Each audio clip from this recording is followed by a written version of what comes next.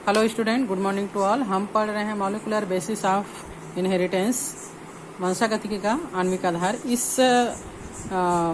अध्याय के अंतर्गत हम आज पढ़ेंगे अनुवांशिक पदार्थ के गुण, प्रॉपर्टीज ऑफ जेनेटिक मटेरियल्स क्या होता है। पिछले चैप्टर में हमने मेंडल का प्रयोग पढ़ा। मेंडल ने बताया कि अनुवांशिक गुणों का वाहक प्रत्येक गुण के लिए कारक जो है वो फैक्टर जो है वो जोड़े में होता है, लेकिन कारक की संरचना उस समय ज्ञात नहीं थी। बाद में वैज्ञानिकों ने क्रोमोसोम्स की संरचना को अच्छे से समझ लिया, जान लिया, और उसके बाद पाया कि इसी क्रोमोसोम्स में कुछ ऐसे पदार्थ होते हैं जो अनुवांशिक गुणों के वाहक होते हैं। तब बहुत सारे विवादों के बीच ये तय हुआ, हर्शे है ना के प्रयोग के द्वारा सिद्ध किया हर्शे ने कि डीएनए ही एक्चुअल में अनुवांशिक गुणों का वाहक होता है। हालांकि क्रोमोसोम्स में प्रोटीन, केंद्रक के अंदर प्रोटीन और आरएनए भी पाया जाता है, लेकिन कुछ ही जीवाणुओं को छोड़कर जो प्रारंभिक प्रकार के जीवाणु हैं, जैसे टोबैको मैजिक वायरस और क्यूबिटा बैक्टीरियोफेज, इनमें अनुवांशिक पदार्थ आरएनए होता है, लेकिन इसके अलावा बाकी जो जीव हैं उनमें अनुवांशिक पदार्थ डीएनए ही होता है। तो एक अनुवांशिक पदार्थ में ऐसे कौन कौन से गुण होने चाहिए जो माता पिता के गुणों को या जनकों के गुणों को संतति तक पहुंचा सके। तो इस प्रकार एक अणु जो अनुवांशिक पदार्थ के रूप में कार्य करता है, उसमें दिए गए मानदंड जो है वो होना चाहिए कि वह अपना प्रतिकृति बनाने में सक्षम हो, यानी अपना निर्माण खुद कर सके। जैसा वो है वैसे ही स्वयं के अनुसार ही एक अपना प्रतिकृति या फोटोकॉपी बना सके। जैसे हम फोटोकॉपी कराते हैं ना, तो पेज का सेम टू सेम फोटोकॉपी वैसी आ जाता है, वैसे ही वो अपना प्रतिकृति बिना फेर बदल के बना सके। इसे रचना और रासायनिक संगठन के आधार पर स्थिर होना चाहिए। इसकी संरचना जो है वो बार बार बदलना नहीं चाहिए। इसका रासायनिक संगठन एक निश्चित होना चाहिए, और इसमें धीमे उत्परिवर्तन यानी उत्परिवर्तन की भी संभावना होती है, जो विकास के लिए आवश्यक है। उत्परिवर्तन मतलब सडनली उसके संरचना में थोड़ा बहुत कुछ चेंजेस हो जाता है। बेसिकली उसका जो रासायनिक संगठन है वो सेम होता है, पर उसका जो स्ट्रक्चर है केमिकल कंपाउंड्स का, वो इधर उधर हो जाता है, जिसे उत्परिवर्तन कहते हैं। इसे स्वयं मेंडल के लक्षण के अनुरूप अभिव्यक्त होना चाहिए, यानी ये गुणों का वाहक होना चाहिए, जनकों से संतति में गुणों को पहुंचाने वाला होना चाहिए। क्योंकि डीएनए ये सभी मानदंडों को पूरा करता है, इसलिए हम डीएनए को एक अनुवांशिक पदार्थ के रूप में लेते हैं। यहाँ पर डीएनए और आरएनए में कुछ प्रमुख अंतर दिए हुए हैं। डीएनए और आरएनए। डीएनए जो है मुख्यतः केंद्रक के क्रोमोसोम में पाया जाता है। इसके अतिरिक्त यह कोशिका द्रव में स्थित माइटोकॉन्ड्रिया और क्लोरोप्लास्ट में, जो यूकैरियोटिक सेल हैं, उनमें ये पाया जाता है।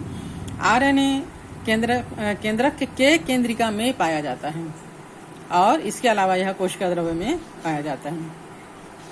डीएनए का आकार दोहरी कुंडलिनी जैसा होता है। इसमें दो पूरक पॉलीन्यूक्लियोटाइड के धागे होते हैं, और ये जो है वो इकहरी कुंडली जैसा होता है। इसमें एक ही पॉलीन्यूक्लियोटाइड जो है वो धागे के रूप में होता है।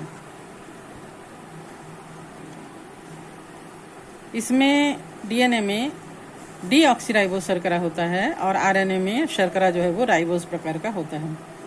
डीएनए में जो प्यूरिन और पिरिमिडिन होता है, उसमें थाइमिन बेस पाया जाता है। इसमें थाइमिन नहीं होता, यूरेसिल बेस होता है। ये डीएनए जो है वो केवल एक ही प्रकार का होता है, जबकि आरएनए जो है वो अलग अलग कार्य के आधार पर 3 प्रकार के होते हैं। मैसेंजर आरएनए, मैसेज को ले जाने वाला, दूत आरएनए है ना, ट्रांसफर आरएनए, ट्रांसफर करने वाला, इधर से उधर ले जाने वाला, और आरएनए जो कि राइबोसोमल आरएनए, ये प्रोटीन के संश्लेषण में सहायक होता है। डीएनए सदैव अनुवांशिक सूचनाओं को देता है, और आरएनए जो है वो कुछ वायरस में अनुवांशिक सूचनाओं को देने के अलावा इसका मुख्य कार्य जो है यूकैरियोटिक सेल्स में प्रोटीन संश्लेषण का है। डीएनए का अनुभार बहुत अधिक होता है। आरएनए का आणविक भार डीएनए की तुलना में बहुत कम होता है।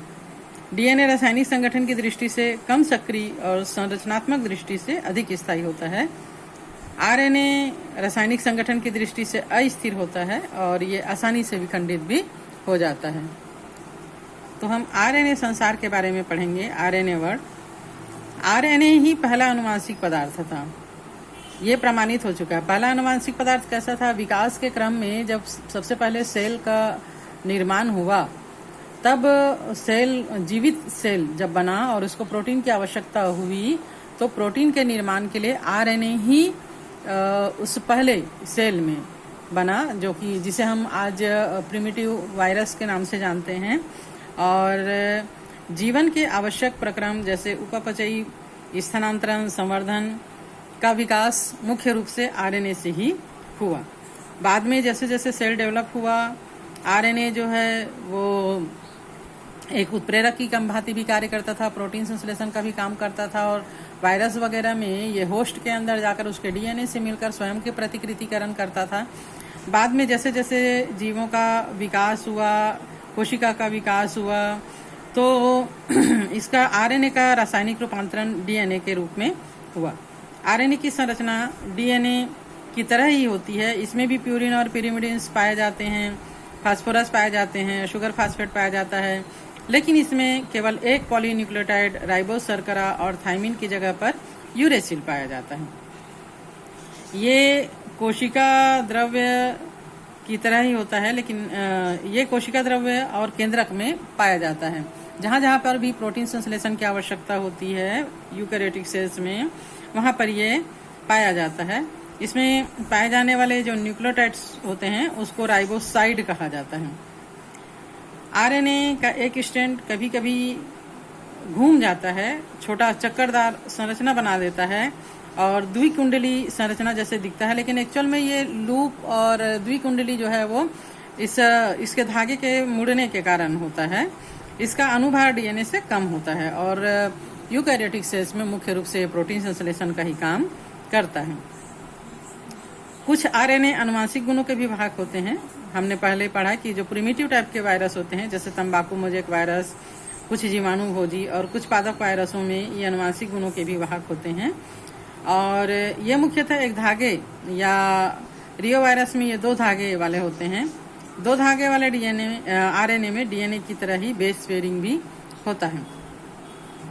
कुछ आरएनए का संश्लेषण डीएनए टेम्पलेट में ट्रांसक्रिप्शन के द्वारा होता है और ये प्रोटीन संश्लेषण का काम करते हैं। ये उन कोशिकाओं में पाए जाते हैं जहां पर डीएनए अनुवांशिक पदार्थ होता है। तब ये 3 प्रकार के होते हैं: संदेशवाहक या मैसेंजर आरएनए, एमआरएनए। डीएनए से संश्लेषित होने वाला ये कोशिका होने के बाद है ना, डीएनए के टेम्पलेट में इस मैसेंजर आरएनए का निर्माण होता है और इस मैसेंजर आरएनए में किस प्रकार के प्रोटीन का निर्माण होना है यह मैसेज छुपा हुआ रहता है। इसमें बनने के बाद ये कोशिका द्रव्य में चले जाता है और राइबोसोम से जुड़ जाता है। और डीएनए से चूंकि ये आनुवांशिक सूचना को लाया रहता है, इसलिए इसको संदेशवाहक आरएनए या मैसेंजर आरएनए कहते हैं। प्रोटीन संश्लेषण के निर्माण के लिए किस प्रकार के एंजाइम का फॉर्मेशन होना है उसका मैसेज ये लेकर आता है। कोशिका में उपस्थित कुल आरएनए का लगभग 5 से 10% भाग इसका ये होता है और इस आरएनए का आणविक भार जो है वो लगभग 5 लाख से लेकर 20 लाख तक होता है।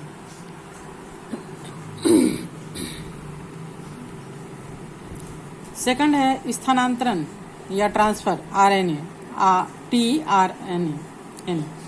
इसको विलय आरएनए भी कहा जाता है। ये प्रोटीन संश्लेषण के समय कोशिका द्रव्य में जो जिस प्रकार का प्यूरिन और पिरिमिडिन क्षारक होते हैं उसको पकड़कर राइबोसोम तक लाता है और प्रोटीन संश्लेषण में मदद करता है। आवश्यकता अनुसार विभिन्न अमीनो अम्ल का कोशिका द्रव्य से राइबोसोम तक ये स्थानांतरण करता है।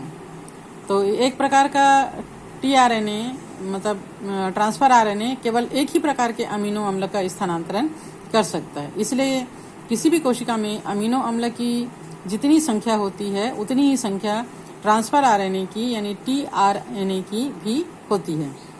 कोशिका में मौजूद कुल आरएनए का लगभग 10 से 15% भाग इसका होता है और इसका आणविक भार जो है वो 25,000 से लेकर 40,000 तक होता है। ये बहुत छोटा आकार का होता है क्योंकि ये केवल एक ही अमीनो अम्ल को पकड़कर राइबोसोम तक पहुंचाने का काम करता है। Third one is the ribosomal RNA, RNA. यह सबसे स्थिर प्रकृति का आरएनए होता है जो राइबोसोम से लगा हुआ रहता है। ये कोशिका में स्थित कुल आरएनए का 80% भाग होता है और राइबोसोम के साथ मिलकर ये प्रोटीन संश्लेषण के निर्माण में भाग लेता है। तब इसका आणविक भार 40,000 से लेकर 10 लाख तक हो सकता है। मतलब जितने बड़ा एंजाइम का फॉर्मेशन प्रोटीन निर्माण के लिए होना चाहिए उतना बड़ा ये होता है, तो इसका आणविक भार जो है वो बहुत ज़्यादा हो सकता है। तीनों प्रकार के आरएनए में ये जो है वो सबसे अधिक क्रियाशील आरएनए होता है। तो आज के लिए इतना ही। प्रतिकृति या रिप्लिकेशन क्या होता है ये हम नेक्स्ट चैप्टर में पढ़ेंगे।